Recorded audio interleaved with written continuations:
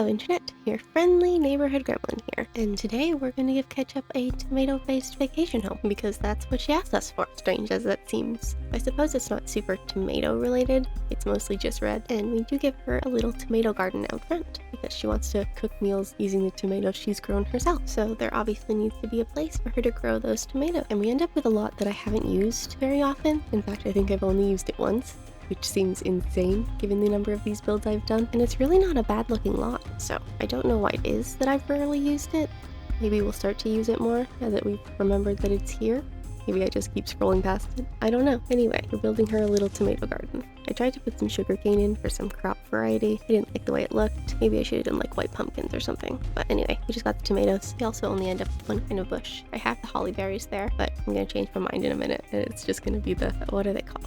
Hibiscus? The outside ends up super simple. There's not a lot of place on this lot for like furniture to go. I feel like there's lots of place for plants and crops and stuff. It's a miracle that I didn't use this more when I was newer and wasn't really using furniture outside. It probably would have helped a little bit. Here I'm going to put in some red steel staircases. I don't know that that was the right choice. Here we are putting in some flowers. We do actually get a variety of flowers. By variety, I mean 3, all in shades of red. Variety may be overstepping the bounds there a little bit. And when we put all the flowers here, then I decide that's kind of a lot of flowers. And so the other side patch there, we just put more tomato, which seemed questionable. I feel like the answer was maybe just to delete the first garden and only have flowers on the other side of the house, maybe? Would that have helped? It would have given me a little bit more space, because I'm going to put in a barbecue and a table with some chairs in a minute. But first, we got to get the water pump and a bird bath, and obviously a bucket to go with the water pump. I went and I cut out a lot less of the catalog scrolling. I think this might be better flow-wise. It's a little bit less jarring. You know, not just hitting each item individually at 500% speed, which might be a little overwhelming for your brain to sort of take in all of what's going on, but also you don't need to sit and watch me scroll through the catalog for minutes at a time. Take, for example, the wallpaper and the flooring in this build, just downstairs, mind you. While I was editing through that, I cut out 3 whole minutes of footage, and you still see every choice I make, even the repeat ones. I just cut out all the thinking time in between. That saved us 3 minutes, which is absurd. We are trying to get the table to fit. And I'm not sure it does fit, but also I wanted the barbecue, and it felt weird to have a barbecue without anywhere to sit and eat the food. And now I'm just changing the fencing over to white, just, you know, to match the colors in the build better, because the brown wasn't really doing that. And now I'm going to try and put a pizza oven in. I mean, there wasn't any room for the table and chairs you just put in that have to stay, so you definitely have room for a pizza oven. I think I just went tomatoes, pizza, cool. We give up on that dream real quick. And then it's time to go inside, which is exciting because this downstairs room here I think is my favorite part of the build. We end up with a diner, mostly because she asked for so many of those diner items that I couldn't resist. It was extremely frustrating to try and match the white in this tile wall because it doesn't match nearly anything. And by nearly anything I mean it matches the red polka dot wall, and I think that's it, but also the polka dots seem too busy. But we do get to use one of my favorite wallpapers in the game, the beaded curtain wall. It doesn't go a whole lot of places, so I don't get to use it very often. That might be a fun thing to know about you guys. Let me know your favorite wallpapers versus your most used wallpapers. That's the thing I've noticed about YouTube lately, is people seem to be leaving less comment. A video can have like over 100k views and have under 100 comments. I kind of thought when you're little it would be easier to get the people who are watching to comment, but maybe not commenting into the void makes it more stressful because obviously I'm gonna see the comment. That's why I asked so many questions, I think. Well, also, I'm genuinely interested to know the answers to the questions that I'm asking. Like, I would love if you guys just answered all my questions, but also I just find it easier to have something to respond to. I'd be more likely to comment if someone asked a question.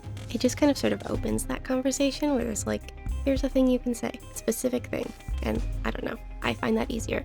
Maybe you find all of my questions horrifically annoying. I've heard commenting is good for engagement and helps people find the videos better or whatever. And again, I just kind of want to make friends, have some people who exist that we can chat in the comments and stuff. I think that would be nice. But please, of course, do not take this as me demanding you to comment. This is just sort of like a general thing I've noticed that I kind of wanted to talk about. Because again, I'm talking to you guys like your friends, because it's kind of what I'm aiming for. I genuinely considered going live on Monday, just to stream some of the sort of booblet stuff that gets cut out of videos. Like, you guys could join me on my hunt for recipe pieces so we can get that gleamy before I go to bed, because I want it so bad, and I'm afraid if I leave it, it's never going to come back again. But apparently the first time you ask to go live on YouTube, you then have to wait 24 hours. Of course, by Tuesday at 6 p.m., the impulse was over, and I was perfectly happy just by myself farming out all the stuff I need on my personal save file so I can get all of the ooblets and trying to figure out what kind of team I want to fight the final boss, because first time around I kind of got my ass handed to me. So let me know if you want to watch me stream and what time would be best for you, preferably in EST, just because it's easier for my brain to deal with that. I mean, even if you don't say anything, I may just get this urge again to go live, and now I don't have to wait this mysterious 24 hours. We've removed the barrier to entry, and I could be live at any time. Maybe I'll whip up some cute graphics first. And of course, it's not like there's going to be a webcam or anything. Obviously, having to look presentable is a fairly high barrier to entry, and also I personally find face cams get in the way and are kind of annoying, but I do know I'm in the minority with that opinion. Who knows, maybe you'll get a face cam someday, if I can be a functional human enough to wash my face every day, and so it's not gross without makeup, because I don't wear makeup. But it does seem that I have rambled through most of the build here, which, I mean, it's not anything super innovative or whatever. I tried to put those on the wall with the tables because I thought it might be cute. Maybe if I had had the larger tables and I didn't have the window there, it might have worked out. I don't know. Something we can try again another day. Instead, I just put it on the counter where it usually goes. And now we can watch me struggle to make a gallery wall, because as much as I love the beaded curtain wall, one of the main reasons I don't use it very often is because it's very hard to put things on top of. The texture just makes it feel very busy, but I may have found a new favorite in-game painting. Well, I mean, nothing's gonna top Ophelia. Sorry, but that's one of my real-life favorite paintings. But the nice painting, I don't know why it brings me as much joy as it does, but I promise you it does bring me a large amount of joy. Moments like this are the reason I love doing HHP builds, because it puts me out of my comfort zone, and then I find items that I didn't know existed, or forgot existed. Because clearly I've donated this painting to the museum at some point. We are going to get rid of that little pancakes poster. As much as I wanted it to work because it feels so dinery, because it's like pancakes, the blue is just kind of a lot, so we just end up with that sort of generic skyline, or whatever. Is it San Francisco? I think it might be the Golden Gate Bridge, but I could be lying to you. I don't know that much about bridges, and I'm totally not going to look it up, so let me know down below if I'm right and it is the Golden Gate Bridge.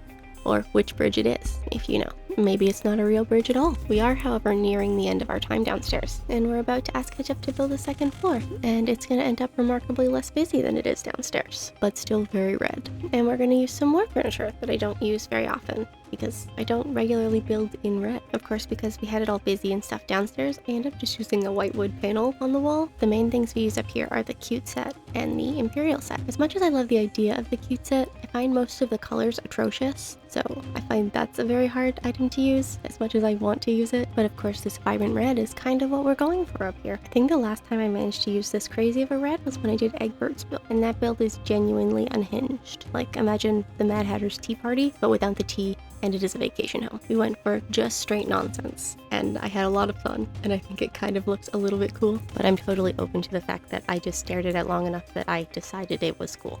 Also, I haven't looked at it in months, so I don't actually know what it looks like. I'm just imagining vibes. I also feel like I liked it the last time I looked at it. Don't ask me why I'm defending it so much. It's not on the internet. You can't see it. I could totally just be lying out of my ass. Of course, if any of you want to see me tour some of my favorite builds I did before we started filming them, let me know. I can do that. Might be a fun video. Or just a straight up total disaster. But to start talking about the build, here we are trying to design a little dressing area. It ends up not really working out because I couldn't find a clothing rack that was just red, or even mostly red. So we just put a mirror there and call it a day. And here we enter the most questionable area of the build, where I can't fit the dresser and the bookcase, and so I just put the dresser in front of the bookcase. And then it looks kind of weird, so I try to add another one, which also doesn't help the problem. And so then I add a red pillar, which again, I don't know was the best choice, but it was the choice that I made. So that is what it looks like. Anyway, it ends up pretty simple with not very many things in it. I think maybe it's because the furniture is so loud that it feels like you can't fit as many things in the space. Or maybe I was just having a day where I didn't want there to be lots of things in the space, which seems unlikely, but is not impossible. Let me know if you also find that louder furniture takes up more space. However, I do end up very proud of this little arrangement we have on the wall here. I don't know why I like it as much as I do, and it's literally just 3 things, but I think it looks really nice. Sometimes simple is a good thing. It feels weird to not have very many things on the walls, but also looks kind of right. And again, I didn't want to have anything that wasn't red, or mostly red. And so we end up with like the lantern and a Dharma and a metronome, mostly just because it was red. In fact, entirely just because it was red. And then of course, just to round out the space and to tie in the green from the other plant that we put in, I just add a little bit of cat grass. And then we put the exact same rug again, because it's the only rug that fits. But we're about to head our asses down for the reveal. So let me know in the comments below how you feel about the build, if you think I did a good job, all of the mistakes you think I might have made, how cute Ketchup looks in her little hat that we're gonna see in a minute, because damn does she look cute in that hat. And of course, do like, comment, and if you're crazy enough to want to stick around, subscribe. But I'll see y'all tomorrow. Goodbye!